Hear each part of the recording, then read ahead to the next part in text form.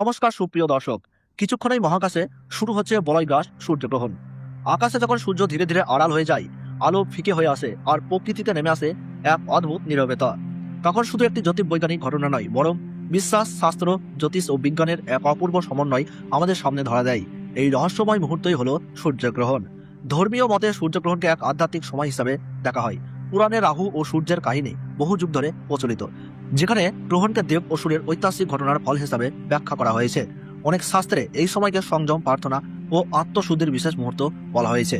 গ্রহণকালে মন্ত্রজপ, নামস্মরণ, গায়ত্রী পাঠ বা ধ্যান করলে বহুগুণ পুণ্য লাভ হয়, এমন বিশ্বাস বহু মানুষের মধ্যে আজও অটুট।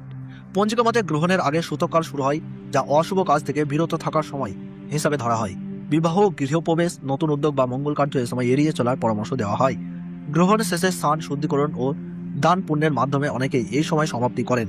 তুলসী পাতা, গঙ্গাজল ও শুদ্ধাচারের প্রচলনও এই বিশ্বাসের অংশ। জ্যোতিষশাস্ত্রে সূর্যগ্রহণের বিশেষ গুরুত্ব রয়েছে। সূর্য আত্মাশক্তি ও নেতৃত্বের প্রতীক। সূর্যগ্রহণকালে সূর্যের অবস্থান যে রাশিতে থাকে, সেই রাশির জাতক জাতিকাদের উপর মানসিক ও পারিপার্শ্বিক প্রভাব পড়তে পারে, এমন মত বহু জ্যোতিষবিদদের। তাই এই সময় ধৈর্য, সংযম এবং গুরুত্বপূর্ণ সিদ্ধান্ত থেকে বিরত থাকার পরামর্শ দেওয়া হয়েছে। অনেকেই দান, ধ্যান বা জপ গ্রহণের অশুভ প্রভাব কমানোর উপায় হিসাবে মানেন। অন্যদিকে বৈজ্ঞানিক দৃষ্টিতে সূর্যগ্রহণ এক নিখুঁত মহাজাগতিক সমন্বয়।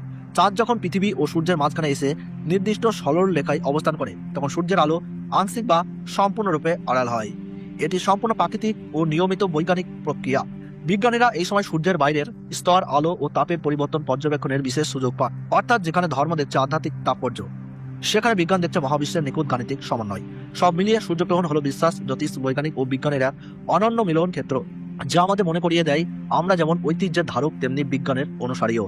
ভারত ও বাংলাদেশ থেকে 2026 সালের বলয় গ্রাস সূর্যগ্রহণ ঠিক কখন শুরু হবে, দুই দেশের আলাদা আলাদা সঠিক সময়সূচি কি, কখন মধ্যগ্রাস আর কখন শেষ হবে এই বিরল মহাজাগতিক দৃশ্য, মোট কতক্ষণ স্থায়ী থাকবে গ্রহণ, গ্রাসমান ঠিক কত, সূর্যের কত শতাংশ অংশ ঢাকা পড়বে, ধর্মীয় মতে সূতকাল কখন থেকে শুরু হচ্ছে, কত ঘন্টা আগে থেকে শুভ কাজ করা এড়িয়ে চলা মানা উচিত, ভারতের কোন কোন রাজ্য ও বাংলাদেশের কোন কোন জেলা থেকে দৃশ্যটি উপভোগ করা যাবে, এই সমস্ত গুরুত্বপূর্ণ প্রশ্নের পরিষ্কার, সাজানো, নির্ভুল উত্তর থাকছে আজকের ভিডিওতে। ভিডিওটি শুরু করার আগে অনুরোধ, ভিডিওটি লাইক করুন, আপনার এলাকার নাম কমেন্টে জানান এবং এমন গুরুত্বপূর্ণ আপডেট পেতে চ্যানেলটি সাবস্ক্রাইব করে পাশে থাকা বেল আইকনটি অল করে রাখুন। আর অবশ্যই শেয়ার করুন, যাতে অন্যরাও এই বিরল ঘটনার সাক্ষী হতে পারে। চলুন শুরু করে আজকের বিশেষ রহস্যময় মহাজাগতিক বলয় গ্রাস সূর্যগ্রহণ। বলয় গ্রাস সূর্যগ্রহণ তখন হয় যখন চাঁদ সূর্য ও পৃথিবীর মাঝখানে এসে পড়ে, কিন্তু চাঁদ পৃথিবী থেকে তুলনামূলক একটু দূরে থাকে।